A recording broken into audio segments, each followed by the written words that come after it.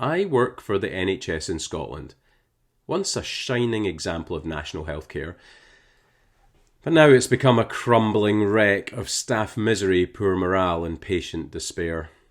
For years, one solution that's often touted is not more cash to improve public experience, nor support for them to develop their self-care, but to say to its workers, be more resilient.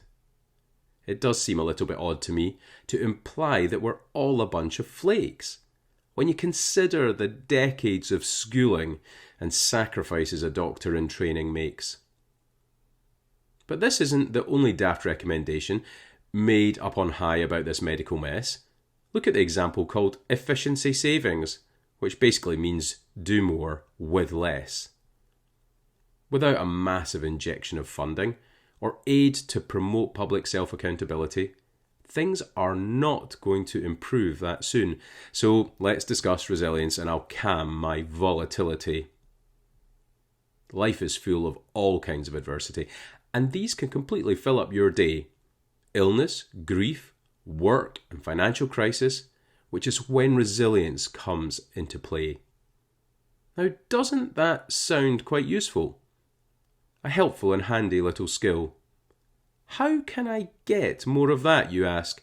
Well, listen on and tell you I will. Resilience isn't a fixed characteristic. It can be quite fluid and can grow, but it needs a wee bit of training and some self-awareness, don't you know?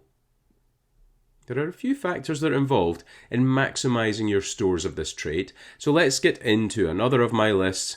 I can hear you all sighing, oh great. First, you need a positive sense of who you are, which brings confidence and self-respect. These counter feelings of helplessness, and against overwhelm you can protect. It helps to have some social support, family and friends to whom you can turn, to bail you out of a crisis or a trauma, a shoulder to aid you with your current concern. Learning to regulate one's emotions can help when things are getting tough. You can focus through the challenge, knowing things won't always be this rough. You should develop your communication skills, which help recruit support to take action.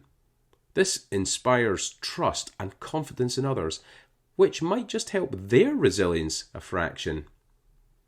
Finally, there are the ever-mentioned coping skills, which are certainly an area for us to progress. Learning optimism and problem solving will inch us to resilient success. Now let me share a little story about a friend of mine called Pete, who decided to run every day for a year just to see if his mind could cope, and his feet. This was a self-imposed test of resilience. He actually asked me to join him, don't you know? But after a couple of weeks and a knee issue, my resilience told him exactly where to go.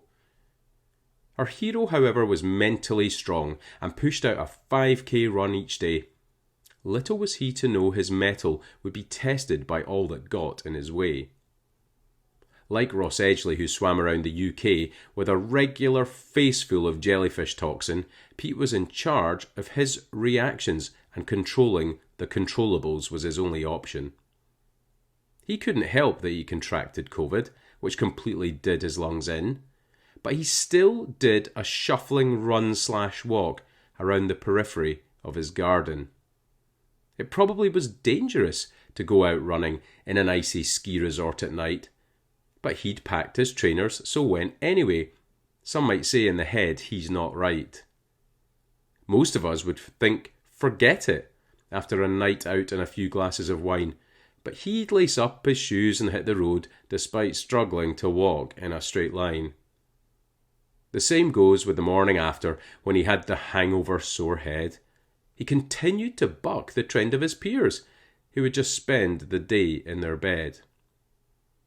When days at work were a massive challenge and his face wore worry and a frown, he'd don those faithful running shoes for an uplifting loop around the town.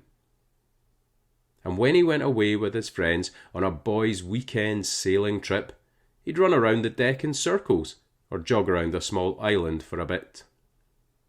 But the hardest test came right at the end, and when you hear this you'll think I'm joking. He fell over and ended up in the ED, yet kept running with 4 ribs that were broken. He finally made it to the end of the year, to much Strava kudos and praise. Despite a lot of difficult hurdles, he ran as planned for 365 days. Unlike Pete, who chose to test himself to see if he had the fortitude to do it, our usual tests of resilience come out of the blue and are on us before we know it.